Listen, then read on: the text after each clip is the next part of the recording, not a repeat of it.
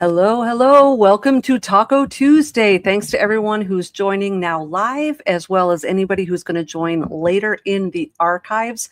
Always happy to see you. I don't have too many announcements today. I'm probably going to get just dive right in, but I will say thank you so much to everyone who responded and went and followed me on Substack last week. And Katie, if you've got the banner handy there, or if you want to put it in live chat, you can stick it up there too. I think it's Substack / Vicki Joy A. Yes. So thank you so much. I got several people coming over and joining me over there and commenting and leaving your thoughts and your theological concepts and ideas. And I love that. I love the feedback and the interaction. And so just so everyone knows, I do not charge money. There's not a paywall. You can go over to Substack for free.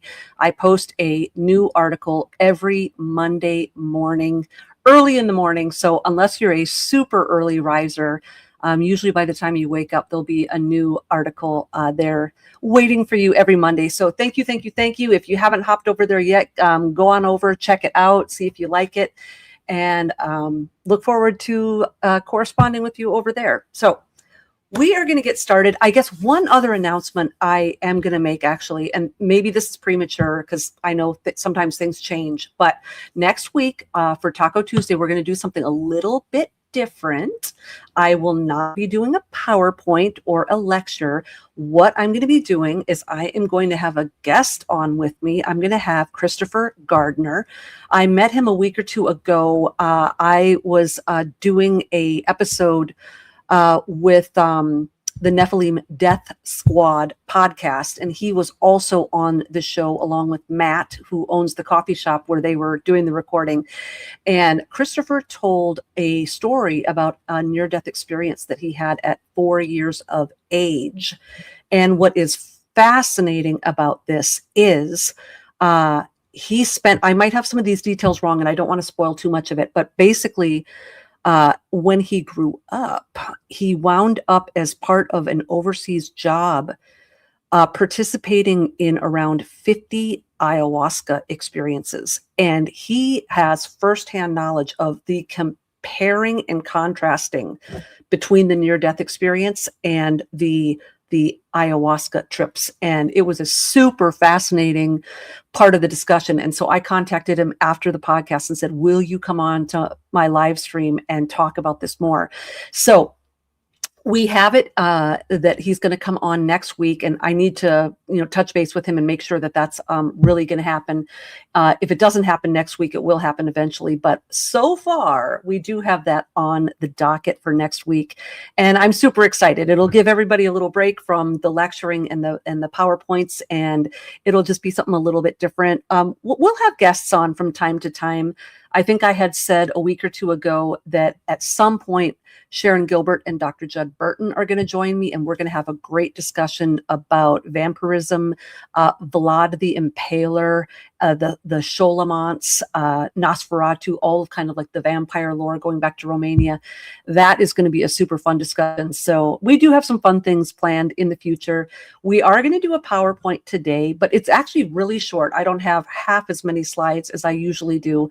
So the good news is that'll probably keep us closer to an hour, and I will have Katie here to help me at the end of the show, going through questions and comments and things like that. So if you have a question or a comment that you want up on the screen at the end of the show, type it in the live chat in all caps, and then Katie will know to sequester those into the little section here that we will use to put together a discussion at the end here. So I'm just kind of looking at some of these comments before I get started.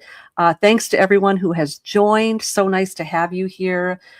Good afternoon. I'm just reading some of these comments really quickly here. Thank you guys so much. Howdy and shalom. Tiny loves Boston's. Thanks for those of you. I'm seeing screen names that come in frequently. I'm seeing screen names that I recognize from Through the Black. So thank you all. Thanks for all of your encouragement. Thank you for your prayers. I know people are praying for me. Sometimes people will take the time to write and say that they are, but I know that there are just as many people who are doing it who don't write, because with all of the things that I have my fingers in, and the people that I'm speaking with and the people that are being set free on these Freedom Encounter calls, I feel like I should just be getting clobbered by the enemy. And maybe I'm just too dense to notice.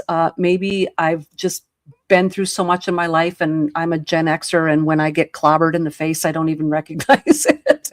It's just become normal. But I think what was really going on is I just know that there are a ton of people praying for me, and those prayers are felt not only in the protection from spiritual warfare, but just in the blessing. I mean, I just feel like I am in such a season now of the Lord just blessing all the things that I'm putting my hands to. And it just makes it so much easier when you have people encouraging you and praying for you. Now, because I sort of mentioned it, I will say once again, for anyone who's tuning in for the first time, that we do free 40-minute one-time Zoom calls every Thursday. We are booked a little bit into the future. I had hoped to get some more appointments opened up in March, which might still happen, but as you know, life happens and things get interrupted. But if you want to go to calendly.com/Vicki Joy 2001, and we can maybe get a banner up at some point for that, or get that in the chat. But I can put it in the liner notes as well. But Calendly, oh, thank you, Katie. She's always on top of it. If you go there, it's going to pull up a calendar. It's going to have 6 appointment slots every Thursday, and you can sign up for an appointment slot, and me and one of my ministry partners will be on the phone with you for 40 minutes. We will talk with you, pray with you. We typically are addressing people that are experiencing night terrors, sleep paralysis, paranormal activity, trauma, spiritual warfare. When the more difficult cases come in, we're absolutely happy to talk to people who are victims, survivors, overcomers of SARA, SRA. But if you're in need of long-term biblical counseling, we have wonderful resources that once we've talked to you and prayed with you, we can pass you on to into better, more capable hands. So please take advantage of that calendar. We love meeting with you. We love praying with you. We love seeing Jesus at work in those calls. We love seeing the breakthroughs. We love the follow-up calls where people say, I never had sleep paralysis again after we prayed, and they're testifying to the goodness and the power of Jesus. And so we love those phone calls. So without further ado, we are going to get started. We have been talking the last couple of weeks about all sorts of theological concepts and the reincarnation and divine reappearances and heaven and hell and the afterlife. And so last week, as we were talking about some of the where do the dead go when they die, I brought up Tartarus, but we put a pin in it because I felt like it needed its own discussion. So that is what we are going to be doing today. We are going to be talking about Tartarus. All right, so here we go. Roll up your sleeves, take a deep breath, get your coffee, say a quick prayer, because some of this is going to be very foreign and very new. If you've been born and raised in evangelical Christianity here in America, we have doctrines of hell that aren't quite as nuanced as the ancient Semitic thinking, the Hebraic thinking, or the New Testament or Second Temple Judaism thinking. So we're going to go and add a few more facets to this diamond and just pray against a little bit of cognitive dissonance. We're not saying anything here blasphemous or unbiblical. We are just trying to flesh out a deeper understanding of what the afterlife looked like in the mind and worldview of the New Testament writers. Okay, so here we go. This is a super duper basic high level overview. Entire books could be written on each of these topics, entire sermons, entire courses in seminary. This is just a basic overview. So underworld holding tanks. We've got Sheol and Hades. It's the same place. Sheol is the Hebrew, Hades is the Greek. Same place, different language. And this is where dead human beings went. The wicked were in torment in this compartment of of the grave, of the underworld. And we see an example of this in Proverbs 1:12. But if you do a word search on Sheol in the Bible, you're going to get quite a few occurrences of it. And I've parsed out paradise, which we talked a lot about last week. Luke 23:43, verily, verily, I say unto thee, today you shall be with me in paradise, Christ says to the thief on the cross. And paradise is also Sheol. It is also Hades, but it is a different compartment, also called Abraham's bosom in Luke 16. Luke 16 being the parable of Lazarus and the rich man. We talked about that a little bit last week. All of a sudden, when I was like in my 30s, all of a sudden the rich man and Lazarus became a parable. And I just really haven't done a deep dive research in that. And it was a little bit jarring to me all of a sudden that was just a story. But like I said, I haven't fleshed it out yet. But this is also where the dead human beings went, but the righteous were comforted. And but it was a aspect of Sheol. It was a part of Sheol. Well, Tartarus, also known as the abyss, this is also part of Sheol, but it is the deepest level of it. Now, I've heard people say, again, I haven't done the deep dive research. I don't know what sort of rabbinical teachings or apocrypha they're looking at, but the theological tradition is that Sheol is a certain distance under the earth, and that Tartarus, or the abyss, is that same distance beneath Sheol, or a greater distance. So it's not a compartment in Hades, but it's yet another level beneath. That is the theological tradition. So we are going to be focusing today on Tartarus. Here is some much needed clarification. So these are the three classifications. We've got Sheol, Hades, also the Greeks would have called it the underworld as well. Paradise, Abraham's bosom, part of Sheol, but a different compartment. This is the separation of the wheat from the tares, the sheep from the goats, the wicked from the righteous. And then we've got Tartarus, the abyss.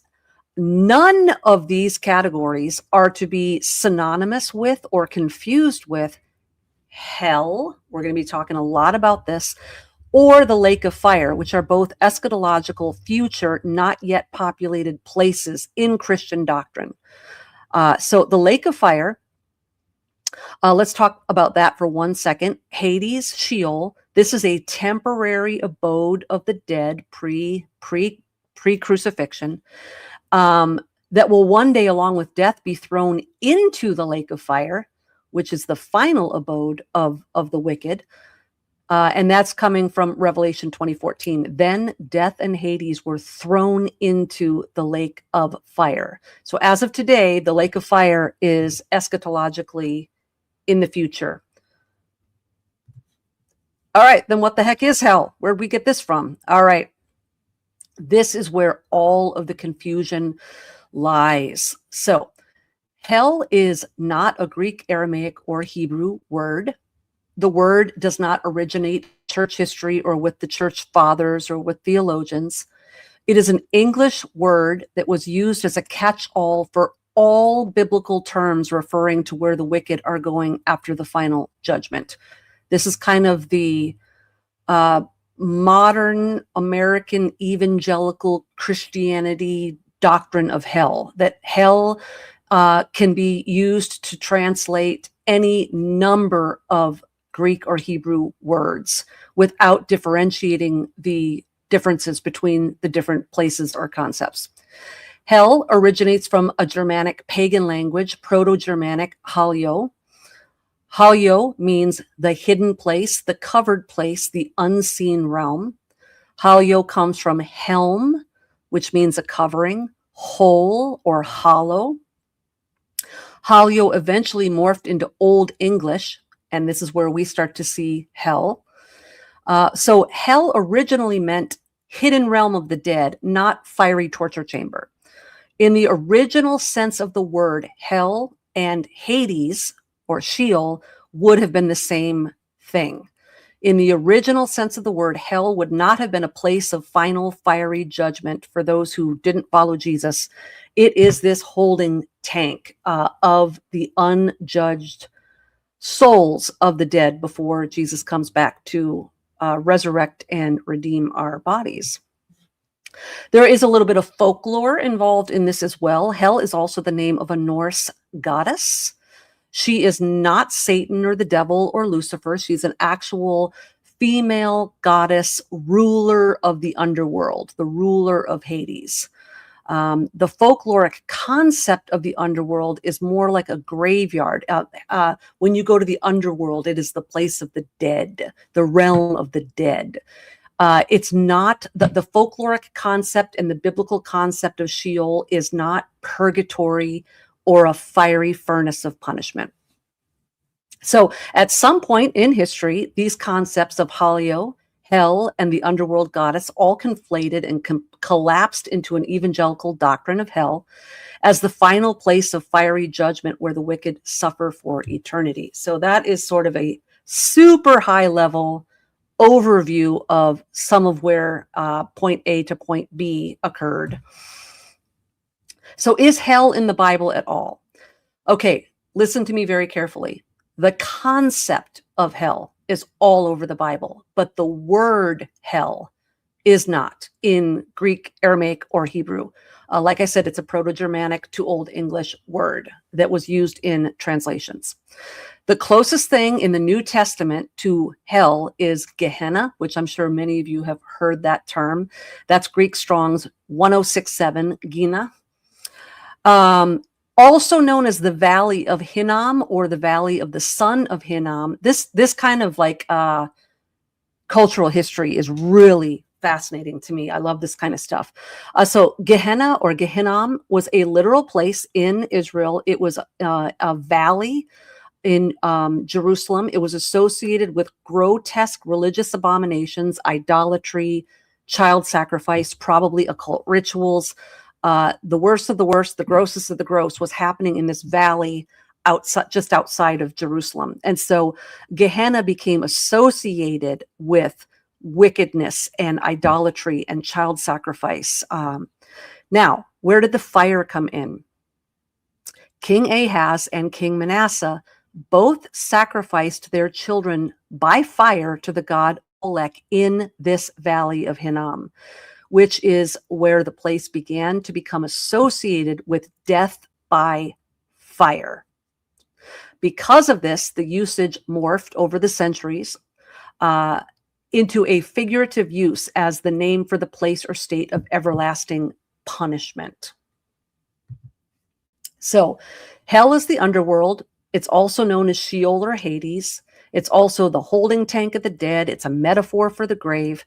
No judgment day or final punishment has yet occurred or been doled out. There's no fire or torment in hell. Hades, Sheol, the underworld, or the righteous. There's been no final judgment day, right? What about the rich man? He was in torment and wanted water on his tongue. Okay.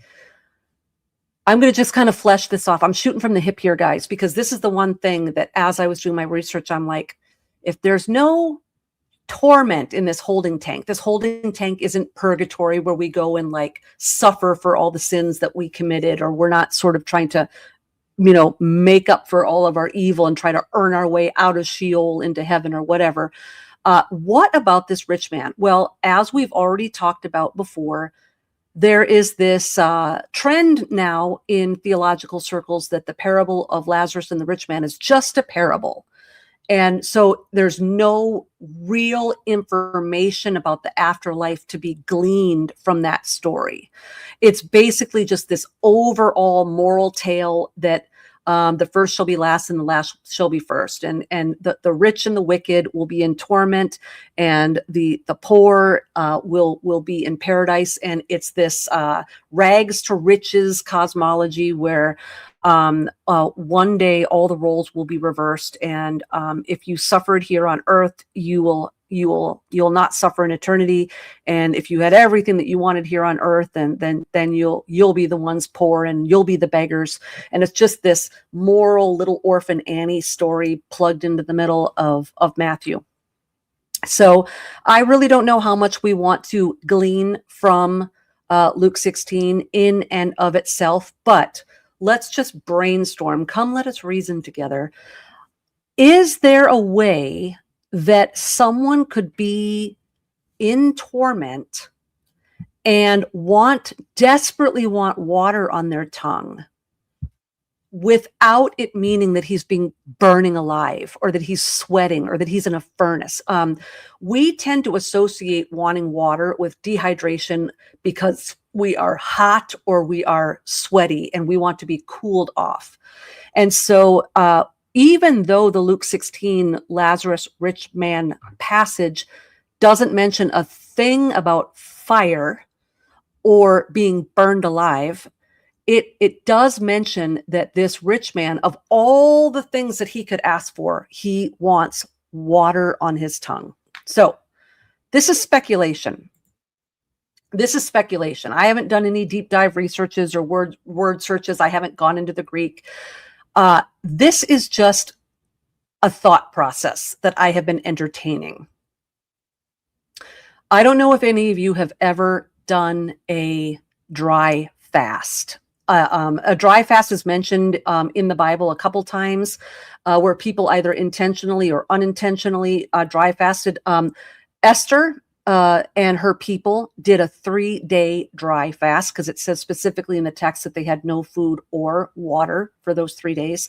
And if you read the text in the Torah, Moses's 40 days of fasting, it specifically says in the text, no food, no water. 40 days, imagine that. And so one thing that I realized, and it was an epiphany to me. If any of you have followed me and April on our Demons and Parasites series over on Rumble, or if you've seen any of my podcasts where I talk about some of the fasting that I did, was it a year ago now? I think maybe it was 2024 by now. I'm beginning to lose track as time folds into itself here. But I did some experimenting with some dry fasting. We were just praying for some friends of ours who were terminal, and we decided to experiment with some dry fasting. And April and I did several 5-day dry fasts, and I will probably get a warning strike here on YouTube just for saying that, because of medical misinformation. We're 3 days without water, you die. Well, then April and I are dead. That's all I can tell you. But what I will tell you is that after these dry fasts, along with all of the healing that came through that, one of the things that I discovered during my first dry fast, because I think it was probably the most difficult thing I've ever endured physically, and you're talking to someone who's had 30 reconstructive operations on her face, where I'm laid up for months healing with eyes stitched shut and reconstruction and bone grafts. I mean, I've been through some stuff that the average person wouldn't think was a picnic. I will tell you that first 5-day dry fast I did it brought me to the absolute edge of everything that I thought I was capable of doing. I had leg cramps. I was hungry. And one of the things that I realized in that dry fast that was so precious, it changed my life and my walk with Jesus forever, is I realized that for me, the most absolute, powerful, overwhelming, terrifying human urge is thirst, even more than hunger. And the things that I realized during that dry fast was the psalm. I can't remember what the reference is, but there's a psalm that says, "As the deer pants for streams of water, so my soul yearneth after thee." And what that verse is actually saying is the way that we are supposed to yearn after the presence of Jesus is the same yearning as if you are dehydrating to the point of death. Like, I am so thirsty. I absolutely have to find a stream of water. And realizing that, we as believers are never going to understand how aggressively and deeply we are supposed to yearn for Jesus if we've never been thirsty. I've never been thirsty all day long. Look, right here, I've got a thing of water. I got a coffee cup. My trash can is full of like empty Zevia and cans and water bottles. We drink all day out of boredom, out of, comfort. A lot of us drink all day long, not even because we're thirsty. We don't even let ourselves get thirsty. About the thirstiest an American ever gets is if you play sports, and you're running to the sideline after a quarter of, basketball, and you're dying for that Gatorade. But until you really, really know what it is like to be so thirsty that your tongue is turned white and everything in your mouth is sticking together and you can't even speak anymore because there's just not any bit left in your mouth of saliva, we're not really going to understand what yearning for Jesus looks like if we've never done that.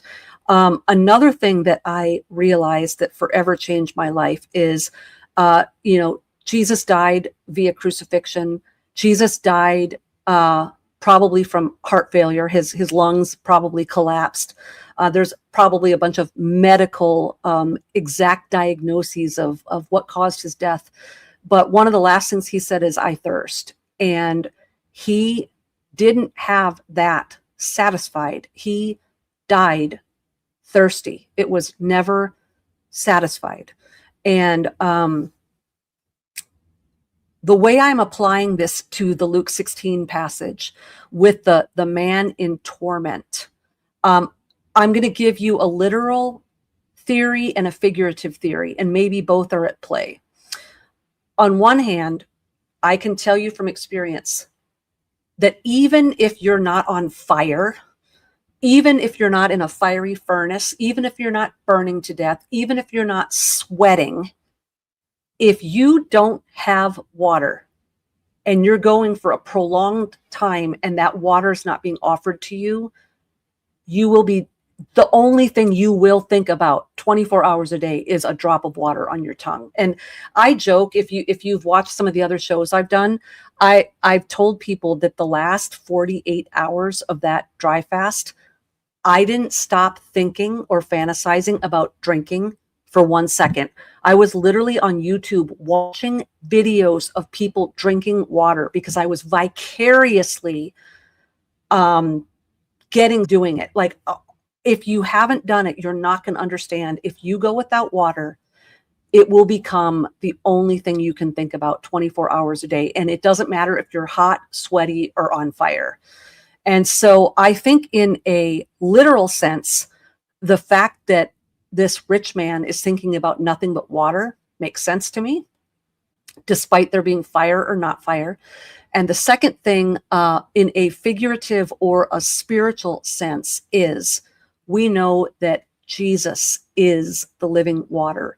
And if you are in the grave, you're in the underworld, you're in Sheol, and you don't have the presence of Jesus or the comfort or the hope, like David in Psalm 16:10, you will not abandon my soul to Sheol. If you don't have that hope that Jesus is not going to abandon your soul forever in Sheol, and that someday when Jesus comes back, instead of rescuing you from that, he's just taken the whole kit and caboodle of Sheol and throwing it into the lake of fire, you're going to be abandoned to Sheol. If you don't have the hope of not being abandoned to Sheol, you will dehydrate spiritually, because Jesus's presence, his word, his promises, that is living water. And when we have that living water, we thirst no more. And so I think there might be some eschatological implications to that as well. So anyway, I am going to continue on with my PowerPoint here. All right. One minor caveat. We have talked about Sheol and all these other places, but the Bible also talks about the pit, which is somewhat vague, especially in English. And so what is the pit? Well, it depends, because the pit, depending on the context, can refer to several different things. The pit can be the grave realm of the dead, Sheol. It can also be Tartarus, and it can also be the lake of fire, depending on context. So let's look at a few of these things. In the Old Testament, the pit usually means Sheol. The two Hebrew words here are bor and shechat. You can see the strong numbers there. Cistern, well, pit. And then shechat has a little bit of a different meaning. It has more to do with slaughtering, sacrificing, massacre, etc. So my proof text here that the pit is synonymous with Sheol is Psalm 30:30. You brought up my soul from Sheol. You restored me to life from among those who go down to the pit. And because we know that in Semitic writing, there is parallelism, that we know that Sheol and the pit are being compared. Those whose souls are in Sheol, those who are down in the pit and Sheol in this context is the same concept. So the bottomless pit. Now, this is a huge difference. In English, in the Bible, when you see the pit and you see the bottomless pit, that adjective, bottomless, is actually giving you a clue that we're talking about something beyond just the pit, Sheol. All right, let me get my slides back up here. All right, in the Greek, abyssos, the abyss, bottomless pit. This is the lowest part of Hades. We talked about that earlier. Hades, and then the Tartarus being beneath it. This is the lowest part of Hades. It's the spiritual prison, not for dead human beings, but for fallen watchers and angels. Now, I put this in. Guys, I hope you appreciate the fact, whenever I'm doing my research and I come upon a caveat or a contradiction or something that's dicey, instead of just ignoring it or coming up with some sort of weak straw man argument for it, I put it out there in glaring black and white, like, okay, if that's true, what about this? Because this is a journey we're taking together. Okay, I'm not a prophet. I'm not a theologian. I'm not a seminary professor. I'm not sitting here telling you, I know all this stuff and I've set it in stone, and now you memorize this and get it right on the test and we'll all be on the same page. I am working out my salvation with fear and trembling. I'm trying to figure out things that don't square for me, that don't quite make sense with like the Christian pat answers.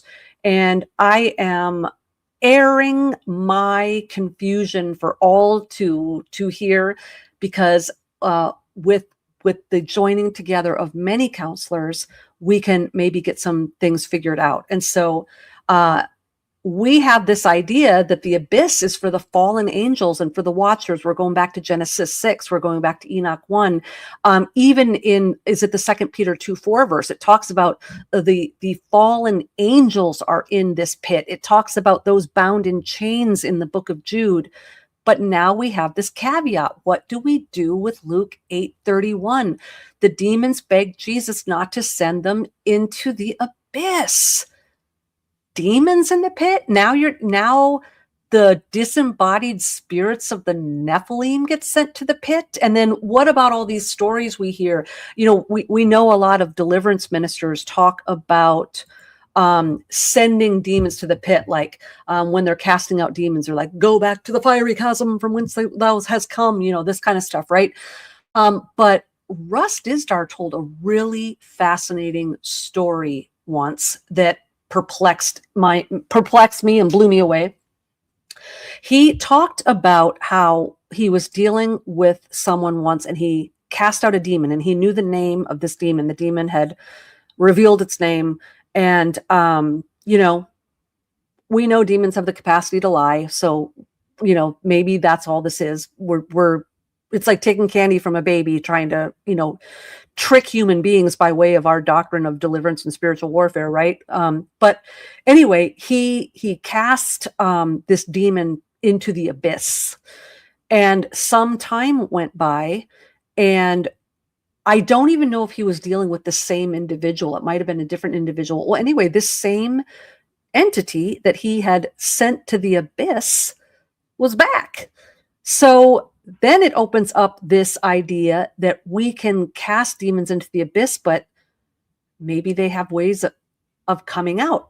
but that doesn't make sense to me because the Tartarus, the abyss, is rocks are piled up, and we know at least the Watchers and Apollyon, Abaddon, is not getting out until a predetermined time in the end times. So these are all the kind of questions that, most of us are old enough where you ask these kind of questions when you were a kid growing up or in Sunday school, and you got reprimanded or you got shamed, or all that just got swept under the carpet with just a pat little answer.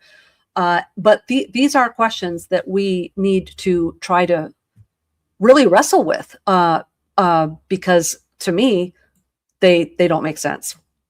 So Luke 8:31, and maybe what I need to do, and I'll be honest, I didn't even think about it as I was putting this together. We can actually do the Greek word study of the word abyss as it appears in Luke 8:31 to see. We know it's not the word Tartarus because Tartarus is only used one time, as we're going to see later. But is the abyss being the word chosen by Luke? Is that the same word that is synonymous with Tartarus? I guess that would be the first line of action there to do the word study there. All right. So one final word here on the bottomless pit. In this context, with the inclusion of the adjective, which is bottomless, we have a non-human holding tank. So Sheol is terrestrial beings, and the abyss is celestial beings. All right, lake of fire as the pit. Death and Hades were thrown into the lake of fire. So if we say that Hades is the pit and the lake of fire is the pit, we're saying that the pit was thrown into the pit. So are we saying that the lake of fire is not the pit? Or do we just have so many different designations of what this pit and this bottomless pit are that we are just getting tangled up in the English? But we do know from Scripture, Revelation does say that death and Hades, which fairly uniformly in the Old Testament is synonymously referred to as the pit, it's saying that this pit is thrown into the lake of fire. So if the lake of fire is also a pit, in English, we have a concept of a pit being thrown into another pit. And so we don't want to get confused. And the pit always has to mean the same thing, because if it always means Sheol, verses like Revelation 20 are no longer going to make sense. All right, finally, let's talk about Tartarus. That's the topic at hand here. So let's dig a little deeper into Tartarus. And I'll just warn everybody, guys, I don't have tons of slides on this. I kind of was giving everybody a little break. Last week we had like 40 some slides. We were going into the Greek dative, and it was just very overwhelming. No one's told me that it was overwhelming. In fact, everyone's told me different. But I just want people to know that every single Tuesday, it isn't going to be deep dives into Greek grammar. This live stream is going to be a lot more just concepts, because I think it is very, very important that Christians who have really only studied the Bible in English and have really only heard sermons that are a lot of copying and pasting from seminaries who teach a lot of the same things, we have to understand that hell, as we define it, is a one-dimensional concept in English, and it's more like a 3, 4, 5-dimensional concept in Hebraic thought.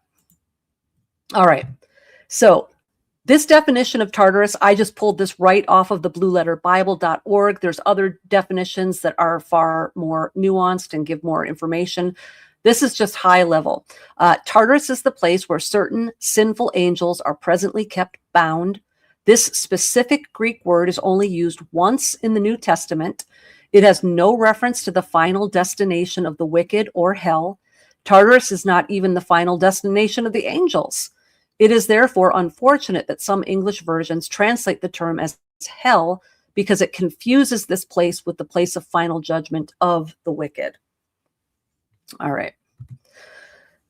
The word Tartarus, the lexical form of that is Tartaru. It is Greek Strong's 5020. And here's just the information that comes straight off of Greek lexicon on BibleHub.com.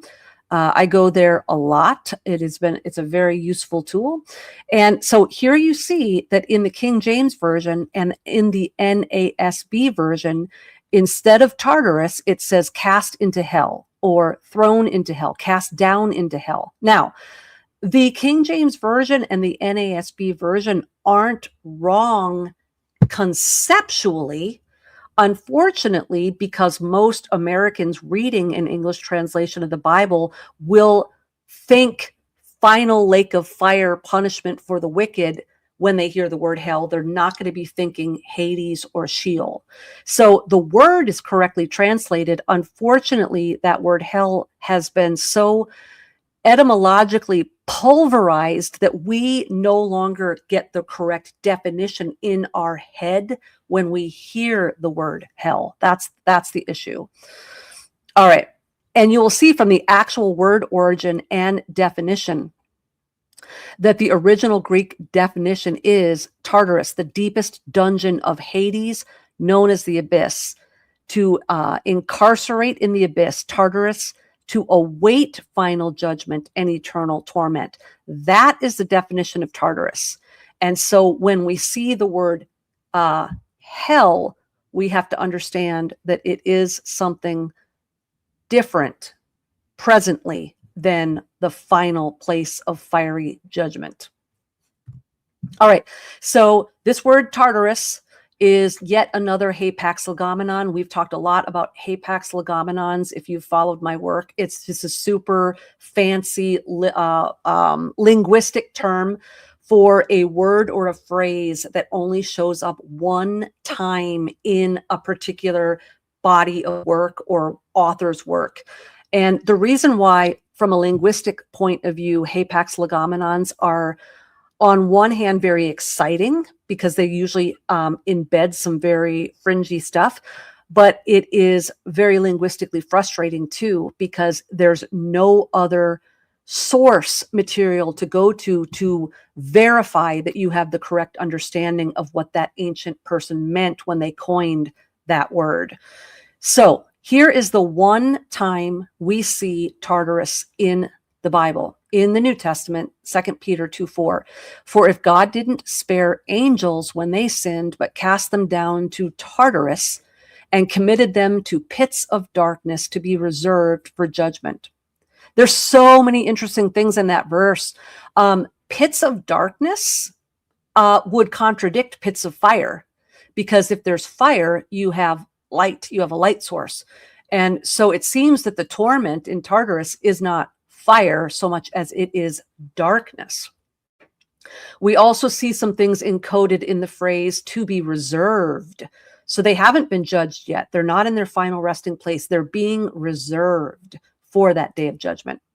Now, if Tartarus is not being used in most English Bibles, what words are being used in lieu of Tartarus?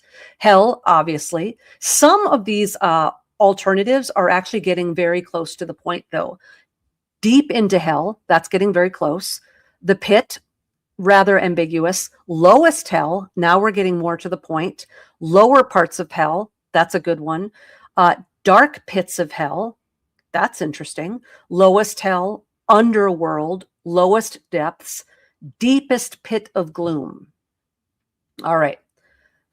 There are several English translations that retain Tartarus. Now, none of these are really translations that most Americans or English readers would purchase or even know about.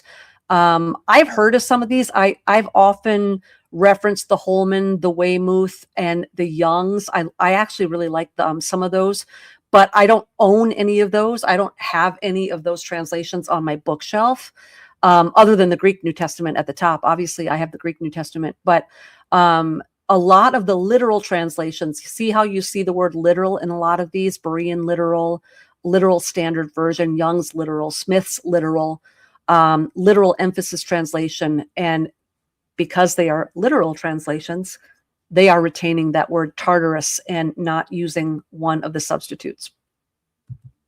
Okay, so here's the real question at hand. What we really want to talk about here this week, and this is going off of the coattails of last week. What we were trying to deal with last week is when Jesus said to the thief on the cross, "Today you will be with me in paradise." We were really trying to get to the bottom of what is paradise and where exactly were they going? What does that mean? And in paradise, in the mind of an American or an English speaker, means location. It means GPS coordinates. It's prepositional phrase. But in Greek, it's in the dative, which means it is more in the sphere of or under the authority of, not so much location. So the question that we brought up last week that we're going to answer today is, when Jesus was 3 days in the grave, where was he? What was he doing? And was he in Tartarus or was he in Sheol? When he proclaimed to the dead, was he proclaiming to humans, human souls, or was he proclaiming to fallen angels?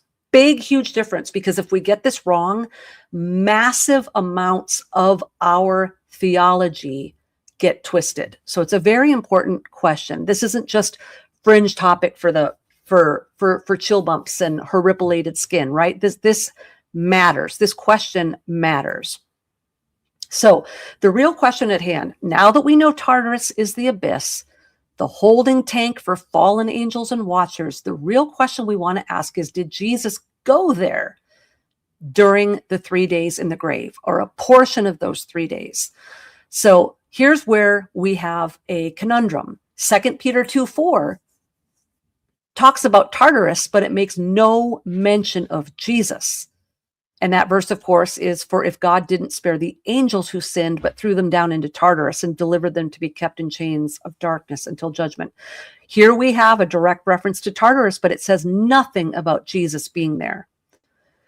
Then in Ephesians 4:9, we have a reference to Jesus descending to the lower parts of the earth, but there's no direct reference to Tartarus. So how do we know that when Jesus descended into the lower parts of the earth, it didn't just mean the grave, it didn't just mean the underworld, it didn't just mean Sheol? Because using these two verses alone, we don't have the information. So this requires going elsewhere in the scripture. I think personally, 1 Peter 3:18 through 20 is a smoking gun. So I didn't even bother going to Jude and some of the other places. I think this is a smoking gun. For Christ also suffered once for sins, the righteous for the unrighteous, that he might bring us to God, being put to death in the flesh, but made alive in the spirit, in which also he went and proclaimed to the spirits in prison, who formerly were disobedient, when God waited patiently in the days of Noah during the building of the ark, in which a few, that is 8 persons, were saved through water. So let me explain to you why I highlighted and bolded these 4 little pieces of this verse. He went. This means Jesus was present physically in the place that he visited. He went there. He didn't send a memo. He didn't send an email. He was there. Spirits in prison. Now we know that this is likely not human beings, because spirits here is the connotation not of souls, but of angels. And we furthermore know, Peter doubles down in case somebody wants to say, well, humans have spirits. In the days of Noah, during the building of the ark. So now we know he's specifically talking about disobedient spirits in the days of Noah. And again, and this is why Greek is so important. In the English, you could make an entire theology, which a lot of churches have, that spirits can be human, and that there were also people, human beings, who were disobedient in the days of Noah. So Jesus did go to paradise. He went to Abraham's bosom. He went to Sheol, and he proclaimed the gospel to all the dead people. And now they have a second chance, so to speak, to repent of their sins. This is where doctrines of purgatory and second chances can come into play if we don't properly understand what Peter, writing in Greek, meant by spirits and by days of Noah. And it also is very, very dangerous if we don't understand what proclaimed means. So let's talk about proclaimed for a second. This is the $1 million word. Peter does not use the Greek word for evangelizing. Greek has a very specific word for preaching the gospel, euangelizo, to announce good news for salvation. So this is specifically, you're preaching the gospel, hoping that it will result in the repentance of believers who will come to Jesus and repent of their sins and die to the old self and come into the kingdom of heaven. So this I always get my Greek mixed up, guys, because I don't usually have the lexical forms. I usually have the lexical forms memorized, not the way it appears in the scripture. So I think euangelion was the way I had it memorized when I took Greek. So forgive my twisted tongue, but evangelism, when you're evangelizing, it results in the salvation of those you are preaching to. But Peter doesn't use that word in context. He uses keruso, to proclaim, announce, herald, publicly declare. But this is the most important. This was the usage at the time. If you proclaimed something, this is a proclamation. Hear ye, hear ye. Remember where the kings would have these people that would go out, kind of like the Paul Reveres of the time, and they would proclaim. They were the town criers. That's kind of what this word keruso means. It's the town criers out on royal assignment. The word is used for a king's announcement, a legal decree, or a victory proclamation. So linguistically, Peter is not saying that Christ is evangelizing or offering salvation to the spirits in prison. He's actually making an official royal declaration to them, a royal proclamation, a victory proclamation, which I think makes the most sense in context. I think we're down to the last slide here, guys. This is my personal theory.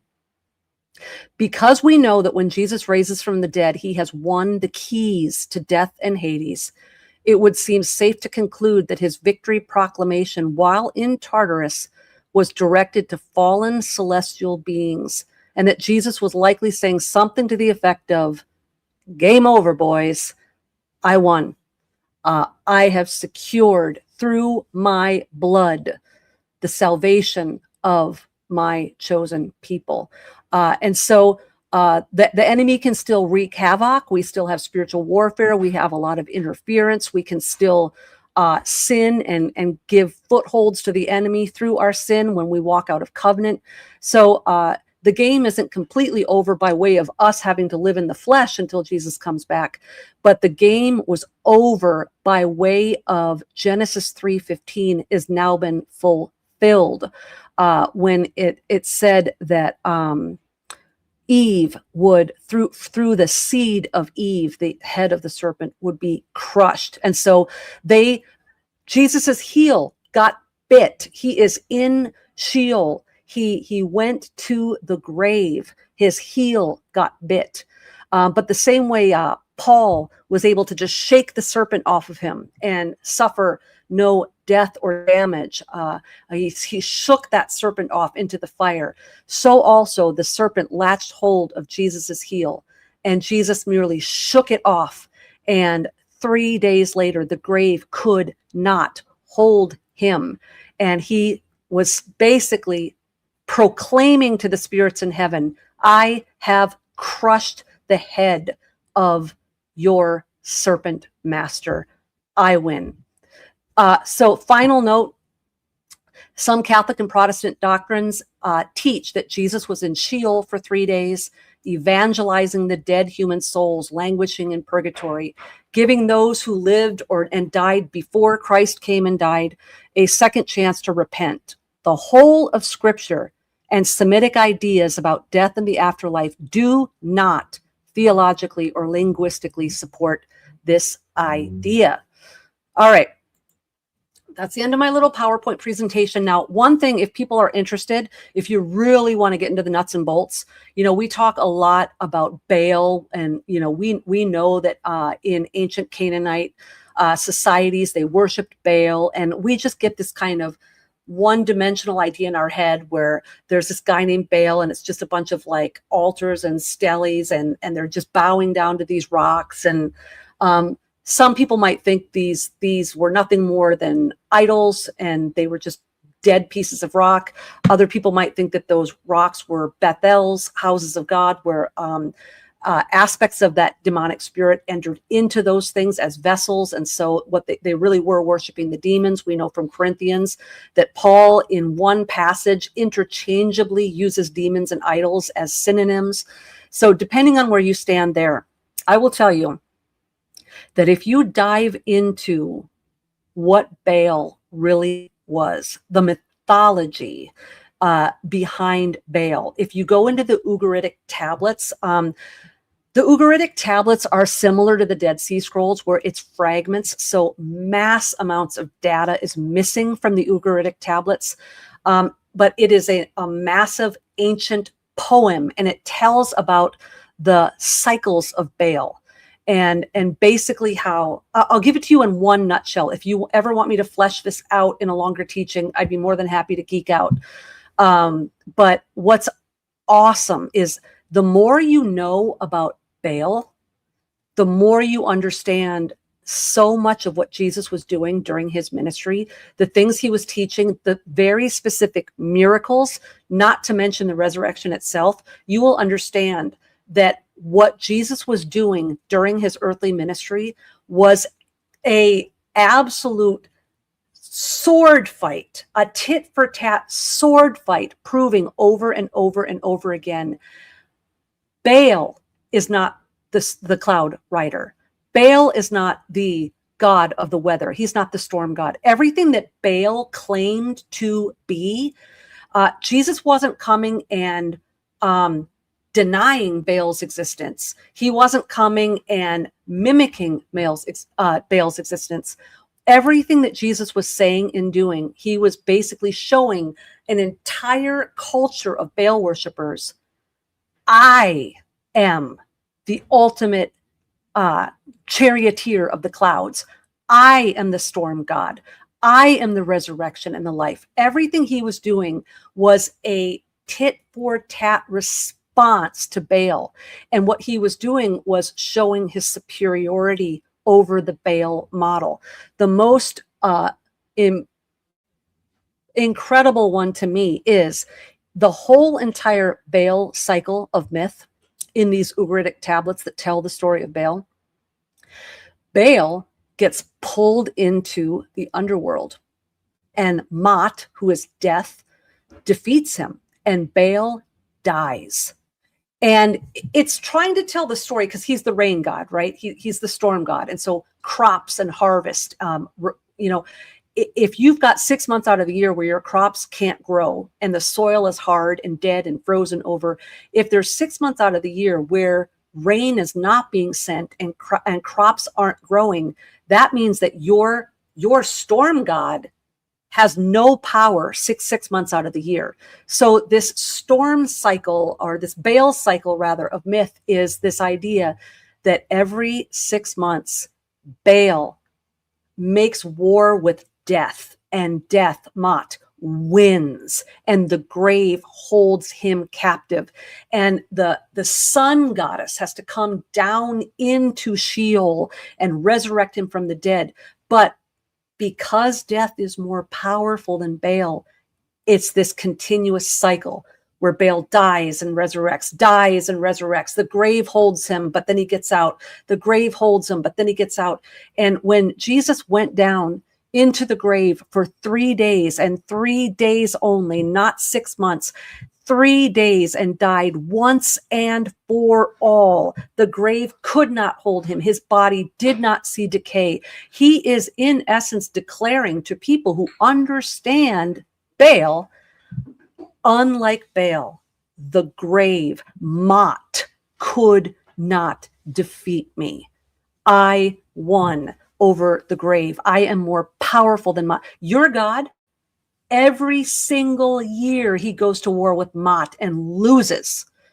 There is so much more to this than just people genuflecting before stones and offering cakes before, these Hawassi stones and things like that. There's so much more to what was going on there. So anyway, I've droned on long enough. I'm just checking my time here. We are at an hour, so I don't know how much more time I'm going to have with Katie. But Katie, if you're still there, throw up some of the questions.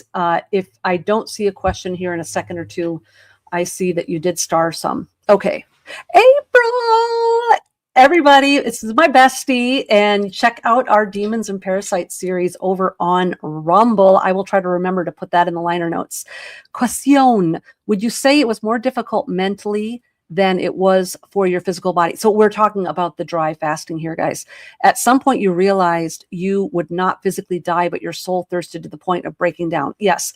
So this is the amazing thing about dry fasting that I think makes it so much more effective than food fasting is. We now live in a culture that is obsessed with diet, health, and sexy bodies and going to the gym. And so even though Americans in general aren't super self-disciplined, a lot of us have become self-disciplined with our diet and not eating carbs and cutting out sugar because a lot of people are really, really interested in maintaining youth and energy and health and sexy bodies and wanting to be attractive. And so we have gotten used to being hungry. A lot of people have gotten into intermittent fasting. A lot of people have gotten into one meal a day. And so if you already have a lifestyle where you have said no to the flesh and you've gained a lot of mastery over, I really want to eat that, but I'm not going to. And not to mention diabetes and autoimmune disease. A lot of us by default had to change our diet, or we have to change our diet as we get older or when we go into menopause, or we can't handle the coffee anymore. And so if you're already accustomed to making significant changes in your diet or fasting or going without food or only eating one meal a day or intermittent fasting or drinking a protein shake or having a liquid diet and just like drinking protein all day or green teas and things, then when you fast spiritually, it's not going to really be that difficult because your body has already grown accustomed to that. So when you do something you've never done before, like you're not drinking, your body is responding to a whole new experience, and thirst is a way different animal than hunger. And I will tell you that of all the years of fasting, nothing has exponentially and immediately and powerfully increased my affections for Jesus Christ and the intimacy that I have with him than going without water. And so, yes, April, it very, very, very much was a spiritual, mental, emotional game. And nobody knows better than April what I go through during some of these fasts, because she was the one getting the texts every 2 seconds. And oh my gosh, I always tell people like I'm an ugly faster. Like, yeah, I'm not one of these people that's, running around dancing and shouting and, doing all my housework and praying long, lengthy, wonderful prayers. I'm sort of just a big hot mess when I fast, but so be it. All right, Katie, if you are still there, yeah. April in the chat. Since there are heavens, yes, exactly. We just talked about this recently. I don't think I have my notes. What's the word? Shamaim or something like that. Plural. Some say 3 levels, some say 7 levels. It would not be a stretch to imagine that there are levels or compartments to Hades. Yeah. There are so many levels to everything that Yahweh does. Not only in heaven and hell, but in levels of sanctification and in levels, I think, of eternal rewards and merits. If that's a whole nother study. What are those crowns? What are those crowns really that we're achieving for eternity? All right, hit me, Katie. What do we got? Are demons disembodied Nephilim from the flood? Okay, so yes. Now, this is something that I didn't hear up until about 10 years ago, because all the churches that I was raised in, well, first of all, they just didn't talk about demons much at all. But there was sort of this idea where demons were just fallen angels. But the ancients, and you can find evidence of this in the Dead Sea Scrolls, as well as in apocryphal texts, as well as rabbinical texts. And that is that what the ancients believed was that the demons were the disembodied spirits of the Nephilim. And this is where that makes sense, guys. If you're half angel and half human, so your father was a watcher, and so you've got the, quote, DNA of an immortal angelic being, but then you have also been soiled with the mitochondria DNA of a human mother. That would mean that if you were to die, like say in a flood, let's say you drowned, your physical body is mortal because you've inherited the physical likeness of human beings. That means that just like the other people on earth with human DNA, your body is going to die. If you drown, your lungs are going to fill up. You're not going to be able to breathe. But because your father was an immortal angel, you have inherited that immortality. So you're still alive and you're still a terrestrial being, but you are disembodied because your body, like chaff, was separated. So the difference between the demons and the humans that died in the flood is the humans who are 100% human, their physical body died, so they went to Sheol. Whereas these Nephilim were a different class. They weren't fully human, but they weren't fully angel. So Hades is for humans and Tartarus is for angels. Well, you're really neither. So their prison is here on earth in a disembodied state. So that is how the understanding of that goes. All right. Do we have anything more, Katie?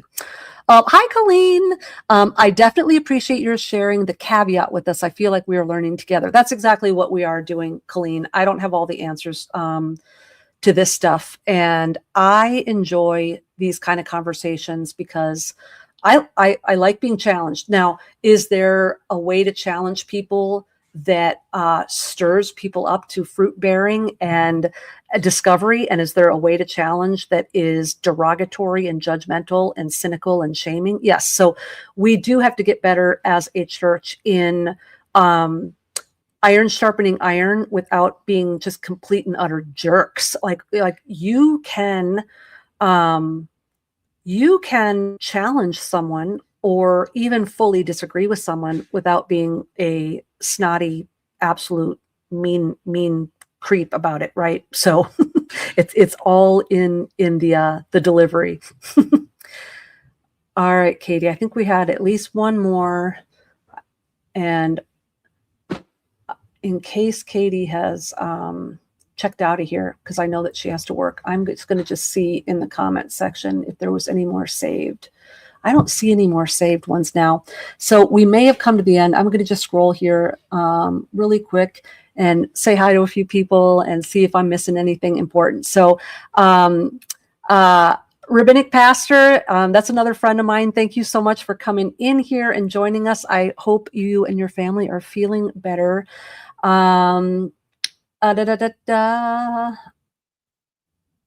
April, of course. Colleen, of course. Thank you. Okay. Sylph of the Wild Woods 5518. I am assuming that you're Sylph. Are you Sylph of the Woods that used to come on Through the Black? I'm guessing so. So good to see you again. All right. Vanessa. Part of me feels like I've seen you here before too. Okay. Anyway, I just want to say hello. And to the people that I don't know, Donna Visco. Hey, Donna. Nice to see you here. Good to see you. Yeah. All right. I think I've kind of come to the end of the comments here, and I think Katie got all of our questions. Or actually, no, I guess I didn't get to the end of it. So anyway, Thank you guys all for joining. Head on over to Substack. I would love to have community with you over there. Again, it's for free. It's an article every Monday. And I like to go into more kind of fringy things and AI and pop culture and quantum physics and the Bible and anthropology and all that kind of cool stuff. So if you like what we talk about here, you'll probably like what I'm putting out on Substack as well. So thanks to everyone who joined. Thanks to everyone who joined the chat and joined the conversation. Thanks to everyone who has liked, subscribed, forwarded, shared, followed, all that good stuff. Always love to have you guys here. So let's hold out for next week, where I hope we will be joined with Christopher Gardner to talk about near-death experiences. So looking forward to seeing you all then. And until then, have a great rest of your week.